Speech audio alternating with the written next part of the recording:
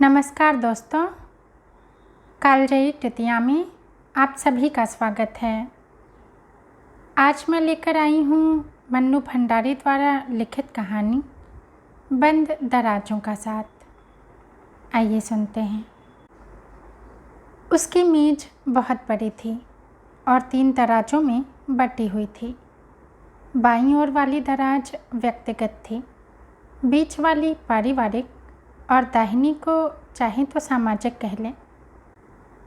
यह विभाजन मंजरी का ही किया हुआ था, जो उसने काफ़ी दिनों बाद किया था। उन दिनों जबकि उन दोनों के बीच भी एक विभाजन रेखा खिंच गई थी। आरंभ के दिनों में तो उसका ध्यान दराजों की ओर किया जाता, मेज की ओर भी नहीं गया था। तब सारे घर में पलंग ही सबसे आकर्षक लगता था और मन करता था कि एक दिन के 24 घंटे किसी तरह रात के 8 घंटों में ही सिमट जाएं। विपिन का शरीर उसके संपूर्ण व्यक्तित्व का पर्याय बना हुआ था और यह बात कभी दिमाग में भी नहीं आती थी कि शरीर से परे भी उसका कोई व्यक्तित्व और अस्तित्व हो सकता है, संबंध और संपर्क हो सकते हैं, कोई अपना जीवन हो सकता है। पर ये सब बहुत शुरू की बातें थीं, उन दिनों की जब मनों में कोई भेद नहीं था और इसलिए जैसे सब तरह के भेद मिट गए थे। सारी ऋतुएं बसंत के समान सुहानी लगती थीं। आराम के समय काम की चुस्ती का एहसास रहता था और काम करने में भी अजीब तरह का आराम मिलता था। वह बसंत की सुहानी सुबह थी। गीले बालों की ढीली सी चोटी बांधकर बड़े मन से मंजरी ने मटर चिवड़ा बनाया था। हर काम वह बड़े मन से करती थी और उसके गीत सारे घर में गूंजा करते थे। वह ट्रे में सारा सामान सजा कर ले गई। तभी उसने विपिन को कुछ कागज़ों में डूबे हुए पाया। इतना मगन होकर क्या पढ़ रहे हो? उसने हंसते हुए पूछा था तो विपिन हल्के से सकपका गया और सारी बात को टालते हुए उसने ढेर सा चिवड़ा अपनी प्लेट में डाल लिया था। मंजरी को लगा था कि उस दिन वह कुछ ज़रूरत से ज़्यादा तारीफ़ करने के मूड में आया हुआ है। वह लगातार प्रसंगहीन बातें किए चला जा रहा था, पर सब कुछ मंजरी के मन को छुए बिना ही निकल गया। रोज़ की तरह दोनों साथ ही घर से निकले थे, पर वह एक पीरियड के बाद ही सिर दर्द का बहाना करके घर लौट आई। सारे रास्ते उसका सिर चकराता रहा था। घर में घुसते समय जाने क्यों लगा जैसे वह किसी और के घर में घुस रही है। वह सीधी टेबल के पास गई। टेबल पर पड़ी पुस्तकें, फाइलें, कागज़ पत्तर सब उसने पलटे, पर वे कागज़ नहीं थे। उसे खुद आश्चर्य हो रहा था। एक झलक में उसने कैसे उन कागज़ों की ऐसी गहन पहचान कर ली थी। उसने झटके से पहली दराज खोली। उसमें कुछ मित्रों और रिश्तेदारों के पत्र थे। 1-2 विवाह के निमंत्रण पत्र थे। अपॉइंटमेंट की डायरी थी। अखबारों की कुछ कतरने थी। उसने बीच की दराज खोली। उसमें पासबुक और चेकबुक थी। मकान और बिजली के बिल की रसीदें थीं। एक और तहाए हुए कुछ रुमाल पड़े थे। उसने तीसरी दराज खींची तो वह खुली नहीं। उसमें ताला लगा हुआ था। दराज में ताला होना न कोई ऐसी अनहोनी बात है, न ही ऐसी भयंकर। फिर भी वह भीतर तक कांप उठी थी। उसने सारा घर छान मारा, पर उसे चाबियां नहीं मिली और अब सचमुच ही उसका सिर बुरी तरह दर्द करने लगा था और वह मुंह पर साड़ी का पल्ला डालकर सारे दिन लेटी रही। उस रात जब वह सोई तो भीतर ही भीतर उसके कुछ घुमड़ता रहा था। रुलाई का वेग जैसे फूट पड़ना चाहता था। फिर भी उसने सोच लिया था कि वह जब तक सारी बात का पता नहीं लगा लेगी तब तक एक शब्द भी नहीं कहेगी। रोज की तरह विपिन ने उसे बाहों में भर लिया था, पर जाने क्यों भीतर ही भीतर महसूस किया कि उसके साथ सोने वाला, उसे प्यार करने वाला विपिन संपूर्ण नहीं है, केवल एक खंड है, एक टुकड़ा। संपूर्ण विपिन उसे हमेशा फूल की तरह हल्का लगता था, पर खंडित विपिन का बोझ उसके लिए जैसे असह्य हो उठा। बार बार उसका मन करता रहा कि वह उसी से साफ साफ पूछ ले, लड़ ले, झगड़ ले, पर दराज का ताला जैसे उसकी ज़बान पर आकर लग गया था। वह सारी रात कसमसाती रही, पर बोला उससे कुछ भी नहीं गया था। औरत की नज़र यूं ही बड़ी पैनी होती है, फिर उस पर यदि संदेह की सान चढ़ जाए तो आकाश पाताल चीरने में भी उसे देर नहीं लगती। दूसरे दिन ही वह बंद दराज उसके सामने खुली पड़ी थी, जो विपिन की निहायत निजी और व्यक्तिगत थी। कुछ डायरियाँ, एक महिला और बच्चे की तस्वीरें, पत्र, कांच की ट्यूब में गोलियाँ और क्रोध, घृणा, दुख, मिलीजुली भावनाओं का तूफान उसके मन में उठ रहा था। सिर थाम कर घंटों वहीं बैठी रही थी, फूट फूट कर रोती रही थी। उसे बराबर लग रहा था कि जिसे धरती समझकर उसने पैर रखा था वह शून्य था, कि जैसे एकाएक बेसहारा हो गई है। उसे अपने घर की छत और दीवारें सब हिलती नजर आने लगी थीं, क्योंकि दराज में विपिन का केवल अतीत ही नहीं था, वर्तमान भी था और उसमें भविष्य की योजनाएं भी। वह जैसे जैसे विपिन के व्यक्तिगत जीवन के निकट होती जा रही थी, अनजाने और अनचाही ही विपिन से दूर होती जा रही थी। धीरे धीरे मनों की यह दूरी शरीरों में भी फैलती चली गई थी और वे अनायास ही एक दूसरे के लिए निहायत अपरिचित से हो गए। फिर उनके हिसाब अलग रहने लगे, संपर्क और संबंध अलग हुए। दोनों के पास अपने अपने तर्क थे और दोनों ही इस बात को अच्छी तरह जानते थे कि ये तर्क उन्हें कहीं नहीं ले जाएंगे। फिर भी हर तीसरे दिन घंटों बहसें होती थीं और उनकी समाप्ति मंजरी के आंसू ही करते थे। अब स्नेह का स्थान संदेह ने ले लिया था और तर्कों ने सद्भावना के रेशे रेशे उधेड़ दिए थे। तब मंजरी अपने ही घर में बहुत अकेली हो उठी थी और सब कुछ बड़ा वीरान लगने लगा था। हर काम बोझ लगने लगा था, खाली समय और भी बोझिल।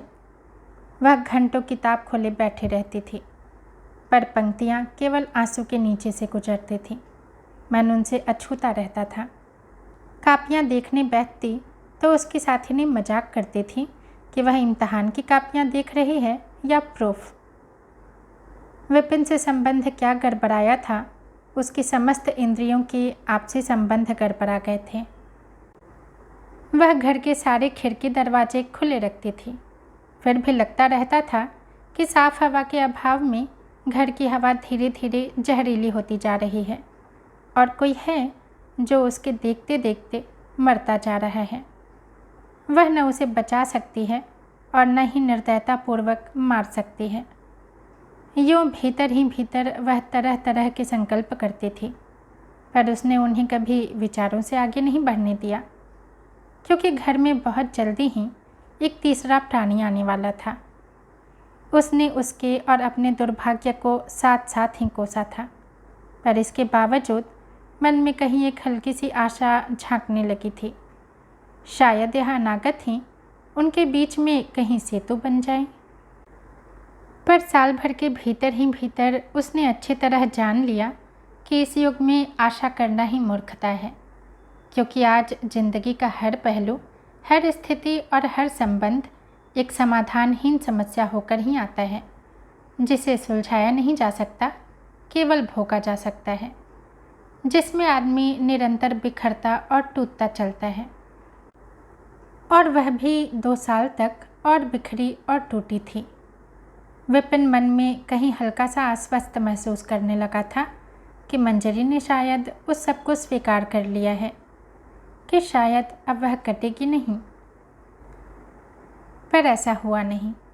शादी की 5वीं सालगिरह थी। वह दिन अपने सारे अर्थ खो चुकने पर भी दिन तो बना ही हुआ था। यूँ उस दिन न चाहने पर भी वह अपने को बहुत दुर्बल महसूस करती थी। उसकी यातना कई गुना बढ़ जाती थी, पर इस बार उसने वैसा कुछ भी अनुभव नहीं किया और बड़े आग्रह से विपिन को कहा था कि वह उसे संध्या के 5 बजे ला बोहेम में मिले। ला बोहीम का अंधेरा कोना। आसपास की मेज़ें खाली थीं और अपनी मेज़ पर लटकती बत्ती को उसने बुझा दिया था।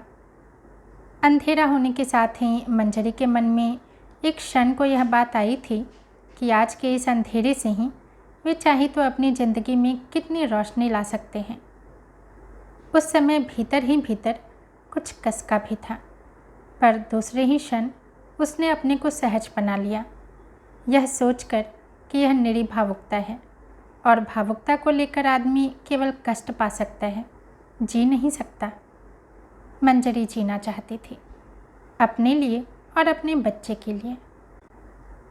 और 3 घंटे के बाद जब वे वहाँ से निकले तो उसे स्वयं आश्चर्य हो रहा था कि कैसे वह इतनी सहज और तटस्थ ढंग से सारी बात कर सकी, मानो ये सारे निर्णय उसके अपने लिए नहीं किसी और के लिए हों।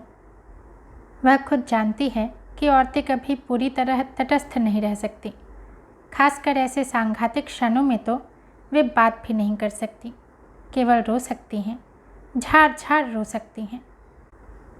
उससे भी ज़्यादा आश्चर्य उसे तब हुआ था जब अपने निर्णय को व्यावहारिक रूप देने के लिए वह अपना सारा सामान बटोर कर 2 महीने की छुट्टी ले दिल्ली से विदा हुई थी। विपिन ने बच्चे को बहुत प्यार किया था और एक बार उसे भी। फिर बहुत ठंडे स्वर में कहा था, मैं दिल्ली छोड़ दूँगा, इस सब के बाद मुझसे यहाँ रहा भी नहीं जाएगा।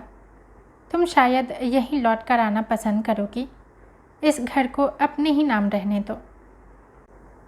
मंजरी तब तक यह तय नहीं कर पाई थी कि उसे कहाँ रहना है, क्या करना है। केवल एक विश्वास था कि जिस सहज ढंग से वह सारी स्थिति से उबरी है, उसी तरह नई जिंदगी का रास्ता भी खोज लेगी। फिर भी उसने घर अपने ही नाम रहने दिया। मानसिक तनाव के ऐसे विकट क्षणों में भी उसकी व्यावहारिक बुद्धि कुंठित नहीं हुई। तभी उसे लगा कि विपिन से ब्याह करके आने वाली मंजरी पूरी तरह मर चुकी है। यह तो उसकी लाश से पैदा हुई दूसरी ही मंजरी है। ऐन मौके पर बहुत बड़ा नाटक होने की संभावना थी। बच्चे को लेकर कुछ हो सकता था, पर कुछ नहीं हुआ। ऊपर से बड़े सहज ढंग से कुछ औपचारिक से वाक्यों का आदान प्रदान हो रहा था और भीतर से मन भरे हुए थे। ट्रेन प्लेटफॉर्म और प्लेटफॉर्म पर खड़े विपिन को पीछे छोड़कर आगे बढ़ गई थी। अब सब कुछ मंजरी ने सूखी आंखों से ही देखा था। जब सब पीछे छूट गया तो भीतर से एक गहरी निःश्वास निकली थी, शायद मुक्ति की। अपने ही शरीर का फोड़ा जब सूख जाता है तो मरी हुई खाल को शरीर से खींचकर अलग करते समय जैसी भावना आती है, कुछ कुछ वैसे ही। 2 महीने बाद वह उसी घर में लौटी थी। सबने उसे देखकर पूछा था कि क्या वह बीमार रहकर आई है। वह बहुत दुबली हो गई है, उसका चेहरा सूखा और काला हो गया है। उसे स्वयं महसूस होता था, पर उस सब से कुछ अंतर नहीं पड़ता था। उसने वहाँ आकर सबसे पहले चश्मा लिया, क्योंकि उसकी आंखें एकाएक ही बहुत कमज़ोर हो गई थीं। घर जो का त्यों था, केवल वे सब चीज़ें वहाँ से हटा दी गई थीं जिनके साथ विपिन की स्मृति लिपटी थी। वह मेज भी। मेज वाला वह कोना खाली रहने पर भी उसके मन में भय और वितृष्णा की मिली-जुली भावना पैदा किया करता था। वह विपिन से मुक्त होकर भी जैसे उस मेज से पूरी तरह मुक्त नहीं हो पा रही थी। घर के बचे हुए सामान पर धूल की परतें जमी हुई थी। एक दिन तो वह उस घर में कुछ भी नहीं कर पाई, पर दूसरे दिन ही वह सफाई में जुट गई। विपिन का कोई भी चिन्ह वहाँ नहीं था, सिवाय 1-2 भरे हुए एस्ट्रे के। एक बार उन्हें खाली करते समय जरूर उसका हाथ काँपा था। घर साफ हो गया, फिर भी उसे बराबर लगता रहा था कि एक बड़ी ही परिचित गंध है जो उसमें बराबर बनी हुई है। वह किधर भी जाए, कहीं भी रहे, उस गंध के एहसास से मुक्त नहीं हो पाती थी। तब उसने घर के सारे खिड़की दरवाजे खुले रखने शुरू कर दिए थे, बाहर की साफ हवा धूप आने के लिए। धीरे धीरे उन खुले दरवाज़ों से हवा और धूप के साथ साथ अनेक तरह की गंध, अनेक चेहरे और अनेक नज़रें भी झांकने लगी थीं। कुछ तरस लिए और कुछ आत्मीयता लिए। उसके साहस की प्रशंसा भी की जाती थी और कभी कभी जबान से यह समाचार भी दिया जाता था कि विपिन को किसी बच्ची और महिला के साथ देखा गया है। विपिन के लिए स्वर में भर्त्सना रहती थी, पर उसे न अपनी प्रशंसा छूती थी न विपिन की भर्त्सना। पहले साल परिचित और नए चेहरों की संख्या काफ़ी बढ़ी थी, फिर धीरे धीरे घटने लगी। हमदर्दी के लिए बात पुरानी हो चुकी थी और उन्हें लगता था कि वे अपना फ़र्ज़ अदा कर चुके हैं। सिर्फ एक चेहरा था जो निरंतर बना रहा और घर में बहुत भीतर तक प्रवेश कर गया, पर मंजरी किसी प्रकार की हड़बड़ी में नहीं थी। हाँ, इतना ज़रूर हुआ कि एकाएक उसे बहुत बहुत अकेलापन लगा, नौकरी बोझ लगने लगी और जीवन नीरस।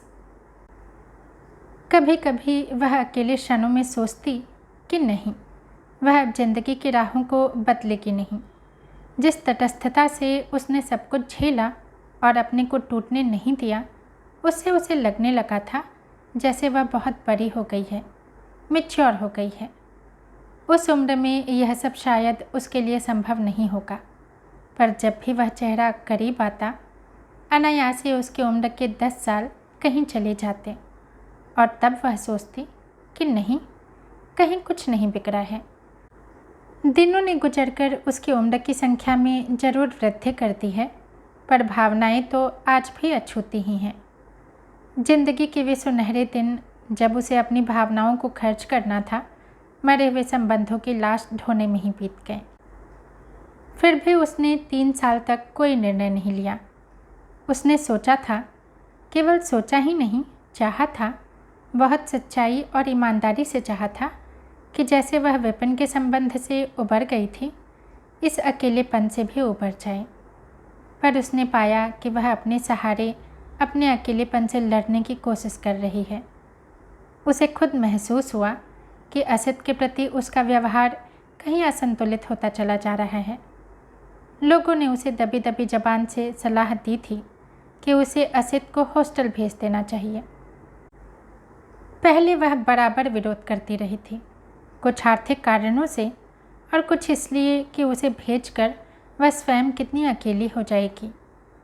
पर फिर उसे खुद लगा था कि वह अपना अकेलापन खत्म करने के लिए बच्चे का सारा भविष्य खत्म किए दे रही है। तब उसने 2 निर्णय एक साथ लिए थे। असद को हॉस्टल भेज देगी। वह अपना अकेलापन समाप्त करने के लिए सही और स्वाभाविक मार्ग ही अपनाएगी।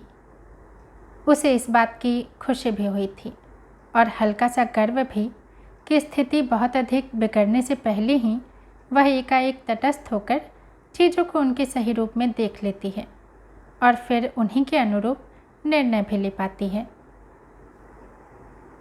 दिलीप अब साथ आ गया था और इसलिए जिंदगी के 10 वर्ष एकदम चले गए थे। घर बदल गया था और बिल्कुल नए ढंग से सजाया गया था। नए घर की साज सज्जा में हमेशा कुछ न कुछ गुनगुनाते हुए वह काम किया करती थी। नौकरी उसने छोड़ दी थी क्योंकि साथिनों की नज़रों में झांकती हकारत उसे बर्दाश्त नहीं होती थी। वैसे भी इस काम से वह बहुत ऊब चुकी थी। अब दिसंबर की सर्दी में सारी रात किसी की बाहों में गरमाए रहने के बाद जब उसकी अलस आंखें खुलती तो सामने की ड्रेसिंग टेबल पर उसे अपने प्रसाधन की अनेक चीज़ें सजी हुई दिखाई देती थीं। छमाही इम्तहान की कापियों का गट्ठर नहीं। तब मन बहुत हल्का और आश्वस्त हो जाता था। छुट्टियों में असद घर आया था। दिलीप को वह बराबर घर में देखता रहा था, सो मंजरी को दोनों को परिचित करने वाला संकट नहीं झेलना पड़ा। असद के आने से मंजरी बहुत प्रसन्न थी और उसे समझ नहीं आता था कि उसे क्या खिलाए, कहाँ घुमाए। दिलीप के जाते ही वह उसे लेकर निकल जाती। दिसंबर की सुहानी धूप सारी दिल्ली को बेहद सुहाना और उत्फुल्ल बनाकर सड़कों मैदानों पर फैली रहती थी। शाम को वे लौटते तो दोनों के हाथों में असद के फरमाइशी पैकेट होते थे। छुट्टियां समाप्त होने पर असित लौटने लगा। उसके स्कूल के बच्चों का पूरा ग्रुप था। स्कूल से 6 महीने का बिल भी आया था। दिलीप ने यूं ही कह दिया, यह स्कूल काफ़ी महंगा है, इस महीने यूं भी काफ़ी खर्च हो गया। तो मंजरी के चेहरे पर हल्की सी छाया तैर गई। बात साधारण थी और सच्ची भी। असित दिलीप का बच्चा होता तब भी वह यह बात कह सकता था, पर असित दिलीप का बच्चा नहीं था, और क्योंकि संदर्भ दूसरा था इसलिए बात का अर्थ भी दूसरा हो गया। दिलीप ने शायद स्थिति को भांप लिया और सारी बात को सहज बनाने के लिए कहा, क्या ज़माना आ गया है, हम इतना पढ़ लिए हैं पर ऐसी लंबी चौड़ी फीस कभी नहीं दी। पर बात फिर भी शायद सहज नहीं हो पाई थी। मंजरी को पहली बार अपनी नौकरी छोड़ने पर अफसोस हुआ, और उसके बाद धीरे धीरे फिर उस घर में एक अदृश्य मेज उभर आई थी। पर वह मेज दिलीप के कमरे में नहीं, मंजरी के कमरे में आई थी, और वह 2 दरवाज़ों में बटी हुई थी, एक व्यक्तिगत, एक पारिवारिक। व्यक्तिगत दराज में असित के फरमाइशी पत्र, उसके चित्र, उसके स्कूल की रिपोर्ट और विपिन के कुछ औपचारिक पत्र थे, जिसमें यह आश्वासन दिया गया था कि असित का आधा खर्च वह दिया करेगा। और मेज का वह विभाजन फिर पहले की तरह मन और शरीरों में होता हुआ सारे घर में फैल गया था। बाहर से कहीं कुछ नहीं था, न बातचीत में न व्यवहार में, पर अनजाने और अनचाही ही भीतर से जैसे मन बट गए थे, जिंदगी बट गई थी। इस बार हालांकि प्रसंग और स्थितियां दूसरी थीं, पर बटने की पीड़ा वही थी, वैसी ही थी। रात में, दिन में लेटे लेटे मंजरी न जाने क्या क्या सोचा करती। जब तब विपिन भी याद आने लगा, और आश्चर्य यह कि उसका यूँ याद आना अब उतना बुरा भी नहीं लगता। फिर भी वह इस एहसास से मुक्त नहीं हो पाती कि विपिन ने केवल अपनी ज़िंदगी को ही टुकड़ों में नहीं काटा, कितने कौशल से वह उसकी ज़िंदगी को भी टुकड़ों में काट गया है, कि आगे उसे सारी ज़िंदगी ही इन टुकड़ों की अभिशप्त छाया में काटनी होगी, कि वह अब भी अपनी संपूर्ण ज़िंदगी नहीं जी पाएगी। दोस्तों, कहानी यहीं समाप्त होती है। यदि पसंद आई हो तो लाइक करें, कमेंट करें और चैनल को सब्सक्राइब भी ज़रूर करें। धन्यवाद।